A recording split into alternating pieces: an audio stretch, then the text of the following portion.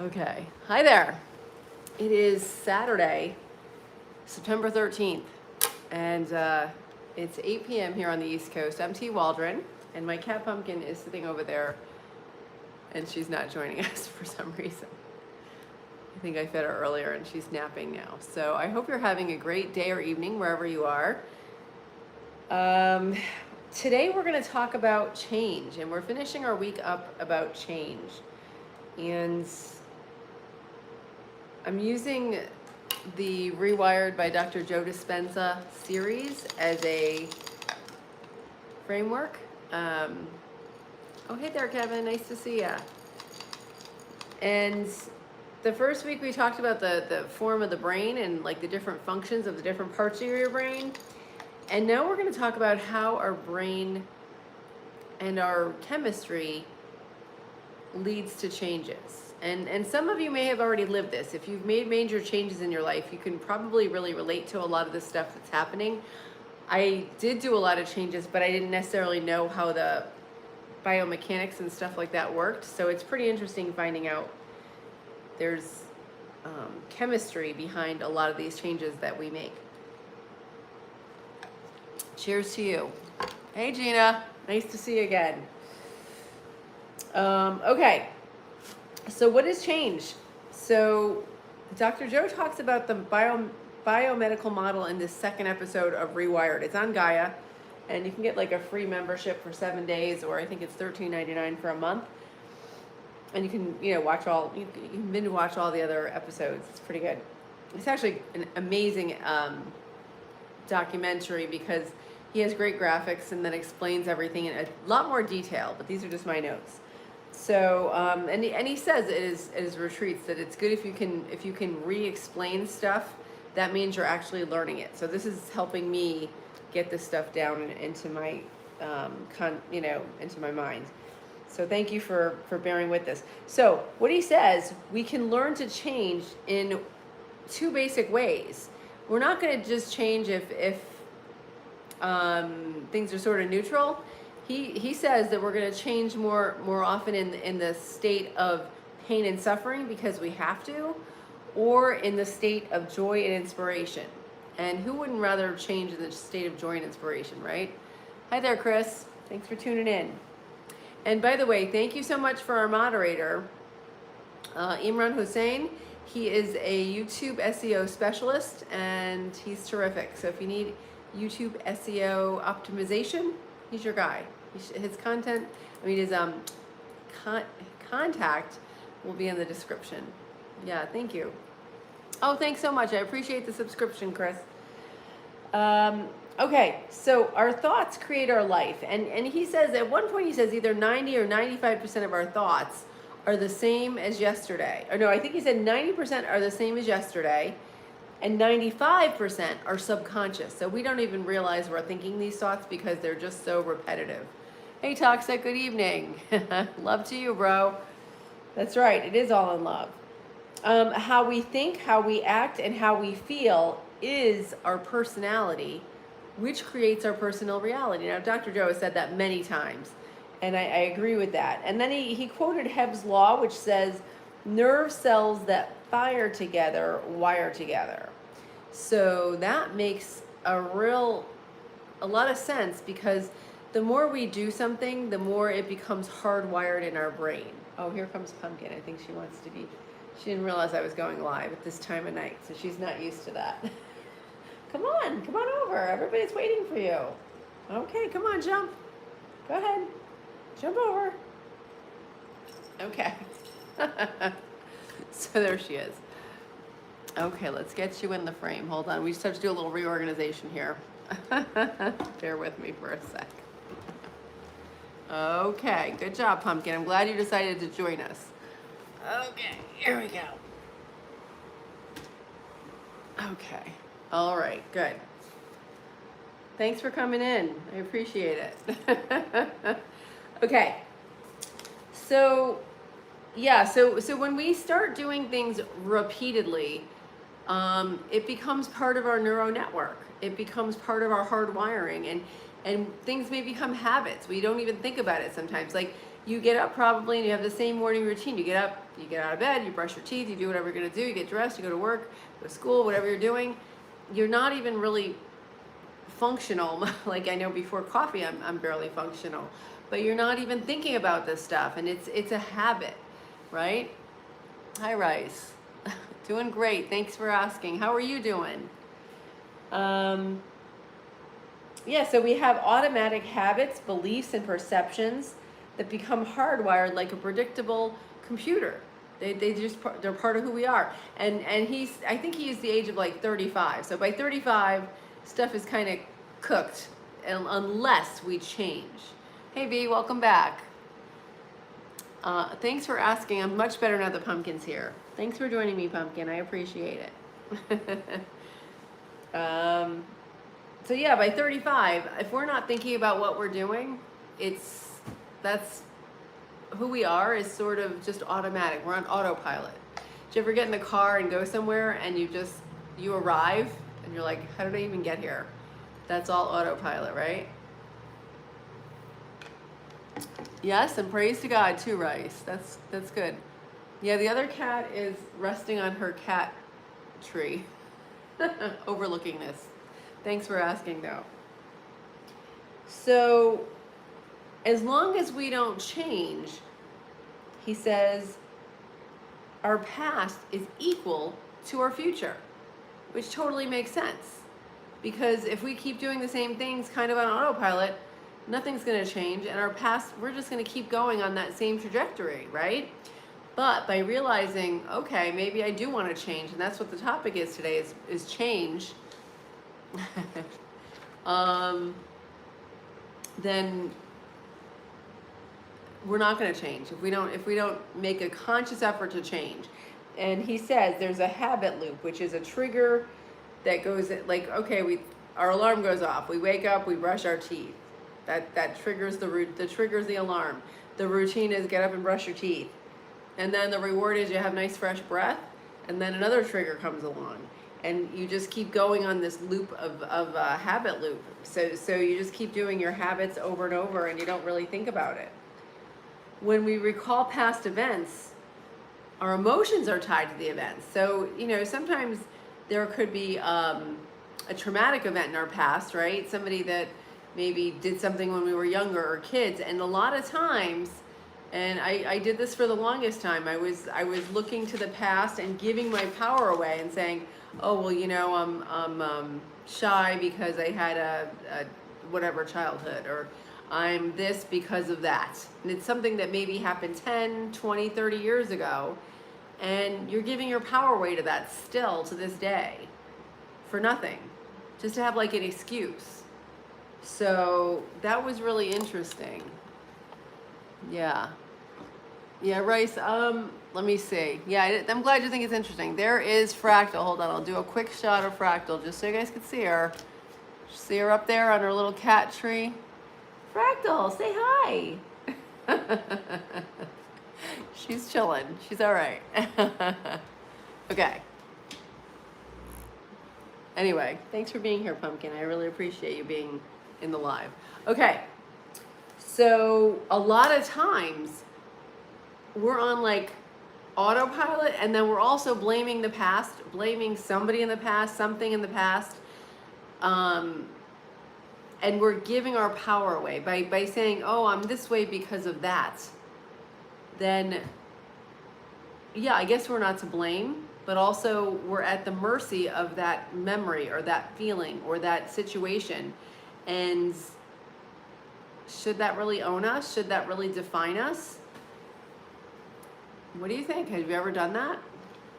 I did, and now I don't. Now I take responsibility for the things that happened. And abuse, or things when terrible things happen to kids and stuff, that's a whole other topic. I'm not talking about that. I'm talking about just regular events that we feel like we're a victim to, okay? How we think and how we feel becomes our personality. So am I a victim? Am I quiet? Am I a people pleaser because I want to make people happy and be liked, right? Yeah. Hey, Skunk, welcome. 50%. Oh, and then this is a study that was published in Health in 2013 that he's put on the screen. 50% of our memories in our mind right now are inaccurate. And what we do is we will change them a little bit over time to support whatever narrative. So I thought that's really interesting. So we're kind of creating this sometimes we may remember it correctly, like half the time, I guess. But then sometimes we're changing what happened in our minds to justify how we feel or justify our story or to make it a better story. So that was really interesting. So I think overall his message was, oh, and here's another thing. Our body does not know if we are reliving an event and an emotion or if it is happening live. And that was another study he quoted. So that is pretty wild. Like if you're feeling something, your brain can't tell, is this happening right now or did that happen 30 years ago? Yes, Art, I don't think people realize another way of living even exists. That's so true. That is so true. And that's why I want to talk about this, because, you know, if you think about it, how we think and how we feel is our personality. And then we could be hanging on to something that happened 30 years ago, but the memory we have of it may not even be correct. So we're putting our whole entire personality is based on this thing that may not even be true. So it's kind of a house of cards that we're building our entire lives on. So what can we do? This sounds terrible, right? Don't worry, there's an answer. But awareness, again, we said that like the first week when we did this long live. Awareness is the first step. You know, you have to be aware. Oh my goodness, maybe my thought process isn't valid right now. Maybe that served me when I was a kid or a teen or a young adult, but maybe now I have to readjust. So here we go. So he goes on, and this is all this week. He's going to talk about how our mind sort of shapes our reality and how we can think about changing. Next week, he's going to give us the tools on changing. Okay, that'll be episode 3. Then you can go ahead and watch it like anytime if you want to know sooner, but that's what I'm going to talk about it. So in the known, it feels comfortable because we know what to expect, we know what to feel, even if it's unhealthy. Let's use an example. I'm not using a real example. I'm just going to make something up right now. Okay, let's say that I had a boss who was really mean to me at my first job, and then I became really insecure about going to work, which actually I didn't have a mean boss early on, but I didn't feel insecure, but I didn't let that bother me. But let's say I let that affect me for the rest of my life. I said, oh, you know what? Bosses are to be feared. So I may get my next job and say, you know what? My boss seems nice, but you know, I'm not going to chance that because I already know I'm comfortable with the feeling of being afraid of my boss. So that's how I'm going to approach the situation. Okay? So that's a very common thing, that we just stick with what we know. Okay? We stick with what we know, and that's really easy to do. It's easy to do because it's comfortable, it's known. I don't know what's going to happen. Let's say I decide, okay, my new boss seems like they're nice, but I don't know what's going to happen. Let's say I'm nice to them and I trust them, and then they hurt me again. So I'd rather just stick to pretending the boss is really secretly mean, and because I'm familiar with that feeling, and that creates chemistry in my body that I know what to expect, versus if I change. Does that make sense to you guys? I'm curious if that resonates. So the known feelings are comfortable because it's familiar, even if it's unhealthy. So the familiar past is known, the predictable future is known. So if we keep going the same way we're going, we're gonna draw the same types of things to us. But he says there's the sweet spot of the present moment where we can change. Well, let's see what you guys. Hi, Bradley. Oh, thank you. It takes courage and confidence to move away from the safety of groupthink. Absolutely. And even the groupthink within your own minds. Even that groupthink of the different parts of you that are like, oh, don't change. Don't just keep going the way you're going because you know what to expect, right? No, the cat's in good shape. She's only 9.5 pounds. Do you see her hopping? She's in good shape. She's 16.5. She's doing great. Pumpkin, you're fantastic. Cheers to you guys. Stay hydrated. But yeah, it does take courage to change, and it takes courage and confidence, to move away from what you know and from what you're used to doing. Yeah, she is an old cat, but she's so wise. You're a senior citizen, right, Pumpkin? So, okay. So he says to change, we have to cross the river of change. And that means making a new choice, even though it might feel uncomfortable, unfamiliar, and unpredictable. Hi, Ashara, welcome. So that's exactly why people don't change, because that unknown, we don't know what we're dealing with, we don't know what we're gonna have to deal with. It may feel weird or uncomfortable, so that's why changing can be so tricky. So to move from our old self to new self, there's a trick, and he shares that with us, which is very cool. And it is the best way to predict your future is to create it. Okay, so and this is starting to get into manifesting, which is what I started talking about 2 weeks ago or a week ago, is how do you getting an idea in your head of what you want to do and where you want to go toward and manifesting it. Believe it or not, every single person is manifesting. Your ideas are creating your reality. That's what metaphysics is. It's your ideas create your situation. If you realize it, though, you can have much better results. Now let's see what you guys are saying. Yeah, she is still healthy. Thank you for commenting that. Yeah, she's doing great. 16.5. Good job, Pumpkin. So in a study from 2019 from Hamilton, and I mentioned this earlier, but this is the actual study and the date. Your brain does not know the difference between your imagination of how things are. Like, they used to have athletes envision winning the race, okay?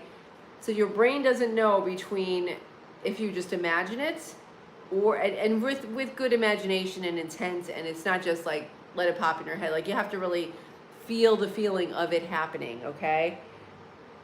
And the reality. So it doesn't know if you're imagining it with emotion or if it's reality. And that they lit up the circuits in the brain, and the same circuits lit up, whether it was imagined well or if it actually happened. So that was really powerful. So if we're waiting, the problem is a lot of us wait for the external to change before we believe in it. And that is cause and effect. So that's like leaving it up to your situation and not having control. Oh, welcome. Yeah, Shara, any resources where you can learn English? Yeah, I'm sure there's ones online probably, but you're welcome to hang here and try to pick up, some of these ideas. These are pretty in-depth ideas, but I'm sure there's some sites online you can, like Duolingo or something like that. You'll probably have some fun with those apps to learn English. English is hard, so keep trying. So in the quantum, so that was the cause and effect model where we'll go back to having that boss. Okay. Oh, you know what? Once I get a good boss, and then I've had that boss for 10 years, then I'll change. So that's cause and effect. But the quantum model is you cause the effect. So I'm thinking, you know what, this person seems nice. I'm going to get a good boss and they seem really good, and I'm going to just put good vibes out there, and then I'll behave accordingly. And chances are that boss is going to be, if you're relaxed and chill and kind, they're going to you're going to have a higher chance of having a good boss if you come at it with a good attitude. So that's the quantum model, where you sort of manifest your situation. Yeah, thanks, Bradley. I appreciate that. So, and he also says, feel grateful and whole, and healing begins.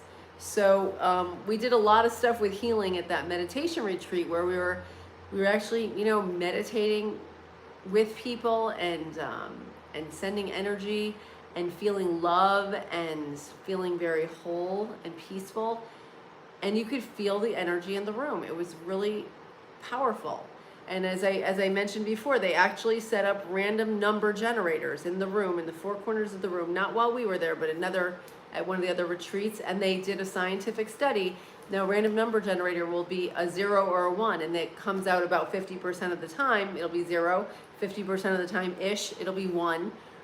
When they measured it during the healing, the coherence healings, the numbers were off the chart. It was just like 1, 1, 1, 1, 1, 1, 1, 1, 1. It just really, really registered that energy, because there was actual energy from our thoughts. So it's wild. Your thoughts carry an electrical charge, and your heart carries magnetism, which I felt it. I was at the retreat, and I mean, I could feel the power of your heart and brain coherence. Unbelievable. It was really, really true. So our intention, if you imagine it in your mind and you feel the emotion, you can get a sample of your future, and that helps your brain believe it. So it's very powerful. Have you guys ever done that? Have you ever manifested anything, or tried to, or wanted to? Or are you working on something? Sometimes you get like, if you want to manifest something, you may get a little hint, like something happens that's related to it that may show you you're on the right track. Now, he says some things can get in the way of this process. So I thought that's interesting. Let's see what those are. Anybody know what might get in the way of your brain shaping your change, shaping your future? There's 3 things, he says. So the first thing, he says, is your body. So you might be waiting and using your feelings as a barometer to see if your change is going to happen. And he explains this a lot better in the series, so please watch it, because it's really good. Yeah.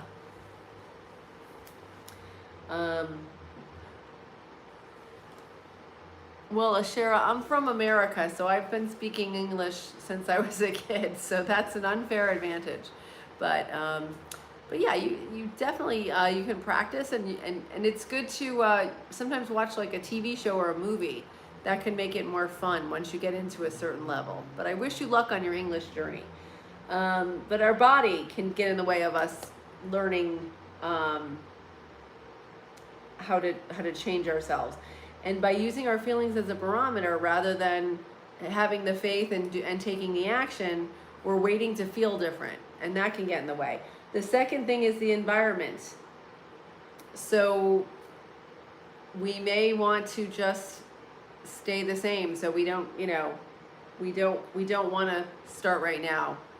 Sometimes our mind can say, oh, you know what, it's not the right time, conditions aren't perfect, start tomorrow, you don't need to do it right now.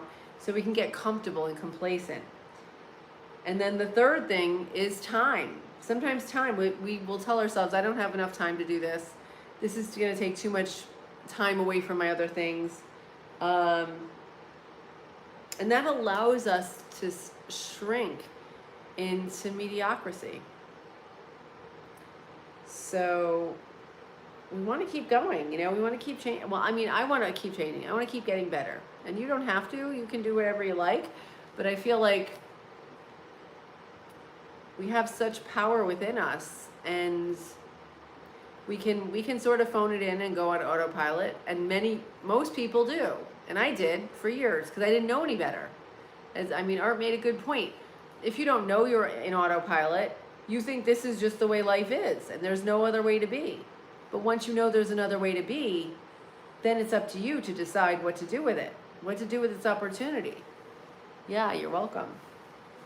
So the good thing is we can live life in love, not in lack.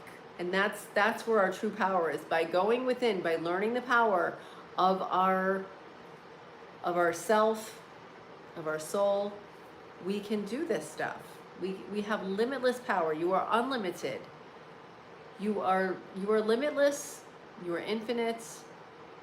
It's just you have to believe it, and you have to do a little work and put some time and effort in, and you're worth it.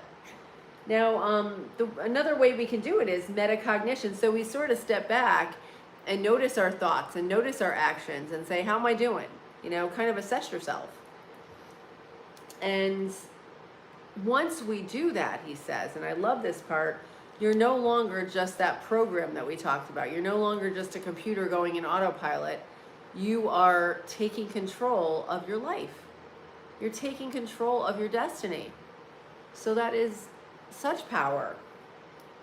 And once you're conscious, you're not the program anymore. And then I'll leave you with this on his stuff. How do we create a new future of what we want rather than living with what we don't want? So that's what we're gonna talk about next week. Regrettably, let's see what you're saying, Art. Oftentimes, becoming better threatens other people. Oh my goodness, yes, that is so true. And that's that's a great point, because when we change, at first I kind of expected everybody around me to be like, oh yeah, well, I'll change too, or whatever. And no, that doesn't happen. You might get one person who might, but probably not. People are going to continue on their life, and then they're gonna say, why are you changing? Why are you different? You're ruining everything.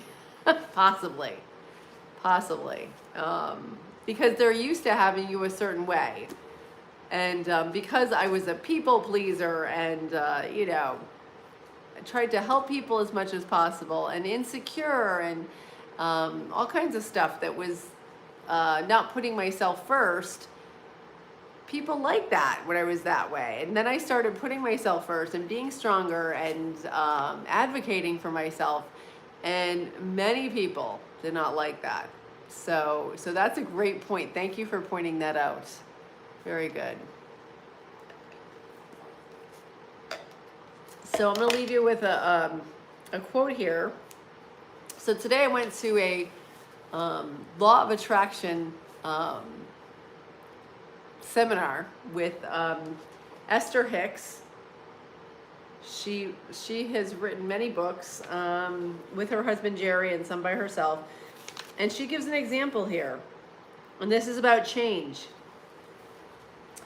One of the people that she was working with tells this story. It's kind of like a little case study. Example from the person. And this is a quote. Oh, hi, Manifest. Greetings from Turkey. Excellent. Hello, Mafe. I'm T. Waldron. This is my cat, Pumpkin. Right, Pumpkin? Okay, she's cleaning her face. Okay. Hello. Welcome to the channel. I like your title, Manifest. Okay, I'd like to be an organized person, but I just can't seem to get it together. I have a variety of interests, and all of them bring a certain amount of stuff with them. So my house is so full of things that are interesting to me, to the point that every place I look, I see clutter. I seem to find time to think of new projects and gather up more stuff that relates to them, but I don't find the time to put my things in order.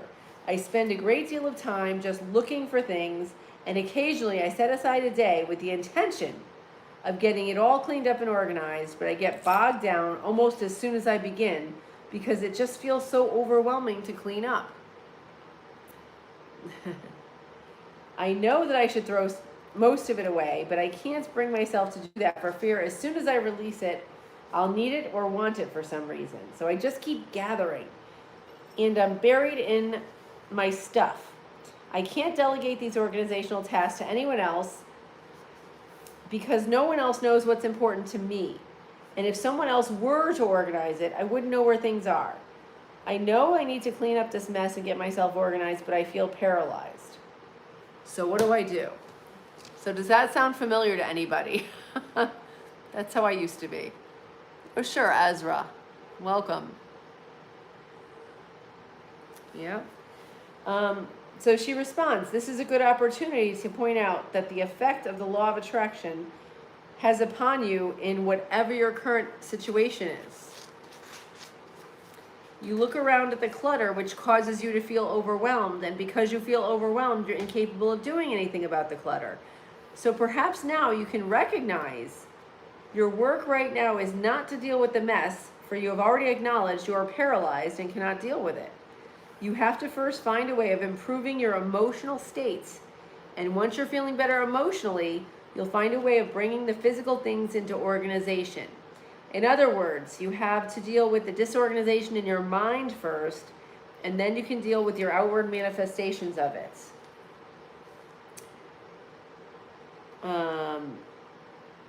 So when you say, I should throw the stuff away, I must have been crazy to accumulate all this junk, what was I thinking? These statements are valid, but they are upstream statements. And they do represent how you feel, but now instead of making statements of how things are or how they have been, try to make statements that cause you to feel better. In other words, your goal here is not to make valid declarations of truth about what is, but instead make statements that give you a feeling of relief. You can find consistent relief about the subject, your energy will shift, and the feeling of being paralyzed will be replaced with a good feeling, action, ideas. An improvement in the way you feel means an improvement in the alignment of your energies between you and your inner being. Resistance or allowing, upstream or downstream. Here are some examples. I've done nothing wrong by pursuing my interests. It's logical that I would gather materials that support my interests. I can remember my enthusiasm upon finding much of this stuff. I can see how my interest in these subjects caused me to find things to support my interest. And this is the law of attraction at work. I don't need to throw all of this away. Okay? In time, I'll figure out what to do with it. So those are different ways to reframe your thoughts. Art said, thank you, Imran. You deserve an award. I agree. That's my moderator, by the way, Imran Hossain. He's the best YouTube SEO specialist on the internet. It is of value to notice that though nothing has outwardly changed, the feeling of being overwhelmed has lifted because you have focused your thoughts back into alignment with who you really are. We want you to know that whenever you are choosing to think unkind thoughts about yourself or anyone, you are counter to your inner being who only feels love for you. When you degrade part of yourself, there's no greater crippling thoughts than those of self-denigration. When you give yourself the benefit of the doubt, you realign with who you really are. Some say that a refusal to look at your own shortcomings is a state of denial and is not healthy. We reply that pointing out your own shortcomings is the greatest state of denial, for it separates you from who you really are. Some people feel criticism for people who look for their own positive aspects, calling them arrogant or self-serving. We say that to be self-serving is a good thing, for when you care enough to bring yourself into alignments with the greater part of who you are, you have certainly served yourself, and you are now in a better position to be of value to others. But in your depression, you are of no value to any other, for you're separate from the stream of well-being from which you offer value and self-love. So basically, what I got from that was don't be so hard on yourself. We all make mistakes. We're all, knowing that you want to change, knowing that you want to do something differently is huge. And And I hope I've given you some things to think about. And if you haven't watched the Rewired special on Gaia, check it out because then we can talk about it next week. We'll be watching episode 3 next week, and next week we're gonna start talking about our thoughts and meditation. So I hope that gives you something to think about, and I appreciate you all being here. So from myself to yourself, thank you for joining me on this journey. And Pumpkin, thank you for joining us on this journey. And thanks everybody. We'll see you tomorrow, 8 p.m. Eastern Standard Time. And thank you, Imran. Excellent moderating as usual. Modifying and moderating as usual. Okay, bye.